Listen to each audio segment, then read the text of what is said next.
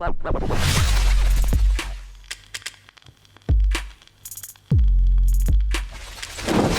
guys, good morning. Joe, coffee, all the good stuff.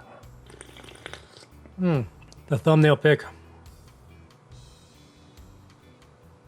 Alright, so in this video, I want to show you something that helps me save a lot of time when I'm doing one of like the most complicated videos for pause, and that is the fucking benchmark videos. Now, for the most part of these videos, I mean, they're not that bad. It's just like the deadlines, you know, we're working like toward like the last few hours of the day where, you know, we have to get this done, and just, yeah, there's a lot of work into this. And also like they're very just straightforward, you know, they're not as fun as me doing pause technique as all men, right? But I mean, it's part of like the channel. It's part of like, you know, it's what we do, right, for our job, right? Which is fine. But there's something that like does take up a lot of time, is basically the benchmark section of the videos, right? Now from pause end, obviously he has to spend, you know, a couple of days doing the test, getting the results and all that crap and all that stuff, right? And then like when I get the information, basically I have to like, you know, create like slides to share the information, right? But usually Paul, when he has a slide, you know, like unless I have like a little cutout in the top right corner, right, we're showing like the game that's being tested, right? So whether it's like a flight simulator, then, you know, you have like the plane, you know, you have Resident Evil now, so you have a little cutout over here, right? Having like the slide and then like the image, you know, the video underneath it, that could take up a lot of time doing it individually, right? But what I do now is basically I create what's called nests inside of Premiere Pro, right? So each one of these, what I do is if I double click it, it opens another sequence, right? That's because it's nested. So that means that basically in this case, I have like the PSD file. Then underneath that, I have like the video, right? So if I zoom out here, here's the PSD. And then here's like the image in the top right corner, right? Like the video. So the PSD has like a cutout, obviously, like a little transparent square to make space for like the video underneath, right? So I mean, for me to do this for every time we do a video, to like basically, you know, drop the PSD file down underneath there, add like the video, then position this on the top right, that could take up a lot of time, right? So what I did is for each game, new end node, I create a nest layer, right? So we go to like the benchmark files. Yeah, all these here are nests that I created. Right now, I created this ahead of time, right? I have a master template file that basically every time I start a new project, actually, let me do that. Let me close this guy for you. I'm gonna close this project, and I'm gonna open my main template, which is what I start out with before I, you know, start editing. As you can see here, it says main template. So I click that. So every time I start a new project, I click on this and I open it. Then like, obviously I do a save as, so I don't work on the original. Basically, every time I start a new project, I open this, then I save it as something else, whatever the project may be, just to leave like the original main project, which is my template alone, right? Now we go to like the benchmark files here. I got my videos, I got my slides, and then I got all the videos for, you know, every game that we do benchmarks for, Overwatch, you know, Metro Last Lights, Battlefield, you know, Death Stranding, or whatever. And then like these are like the benchmark ready files. Now, at the moment, if I double click on one, it says media offline, right? Yeah, all of these are offline, but that's fine. Basically, these are placeholders for my the PSD file that needs to be updated, right?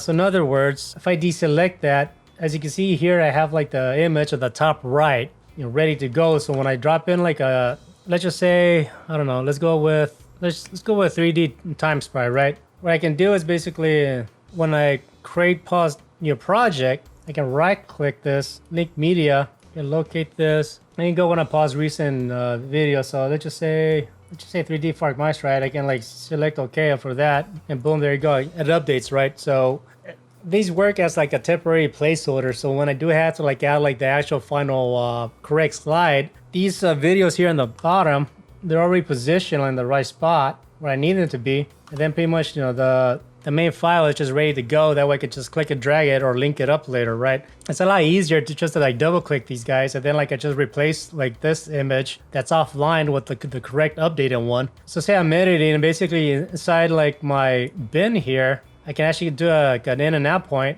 click that, then I can drop this in here, or I can make sure I uncheck the audio, then drop that. There you go, right? I already have like my GTA like benchmark file ready to go. If I double click that, I can replace like the main PSD file that needs to be replaced. And underneath that, I already have like my the GTA video here in the top right, just ready to go. So all I have to do is replace like the slide that's like, offline, with the correct one, and that's it, right? You are able to save more time if like, say if you use like the same name.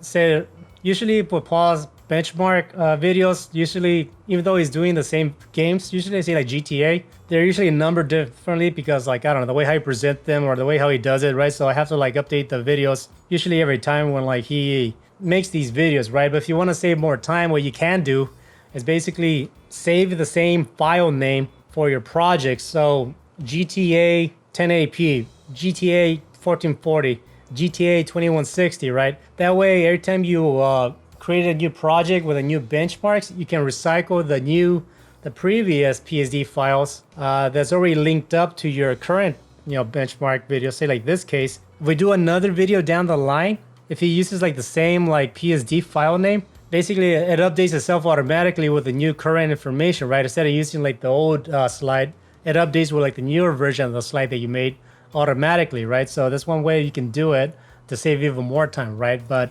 at the time, this is how we work, working with Paul. So yeah, that's it. Well, these right here, these are all benchmark nests that I created for pretty much every game that Paul like does benchmarks for us.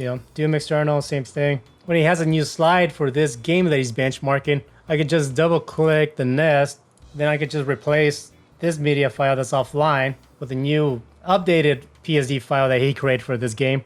Everything's ready to go. I already have like the videos, positioned in the right in the right location at the right size and all this stuff, right? So that saves me a lot of time, like, so I don't have to like redo it all the damn time. There you go. That's it. It's very basic. Just like, if there's something that you're able to do ahead of time, like to prepare, just that goes with anything. Like, I don't know, say with food, right? You want to get like the best tasting steaks. You want to marinate that shit like ahead of time, right? Before you start cooking. Same thing, if you want to cook, you want to make sure everything is cut up, your veggies or whatever. You got your tools, you got the oven on, whatever.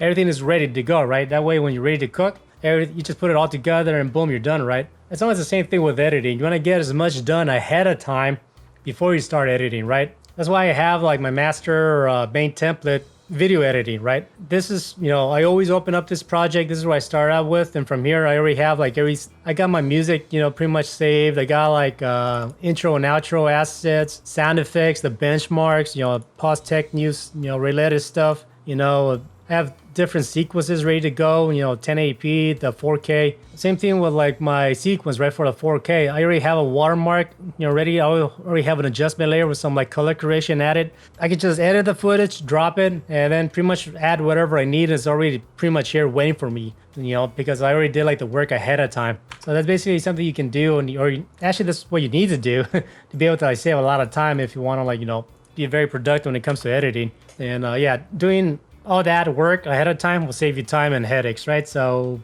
yeah, that's my advice. So anyways, if you guys like the video, I'll put some links up in the videos where, I got my QR codes for my PayPal and my Venmo if you guys want to hook it up with a coffee, if you found this video helpful. I really appreciate it if you guys would buy me a coffee, right? If not, it's cool, don't worry about it. Still gonna make these videos because I like sharing what I know, but honestly, caffeine makes me work better. So yeah, thanks ahead. If you do send anything, please leave a comment, like the video and all the good stuff. And I got more videos planned down the line. So yeah, thanks for watching and hanging out with me for a bit, right? Take care and peace. Talk to you later. Bye.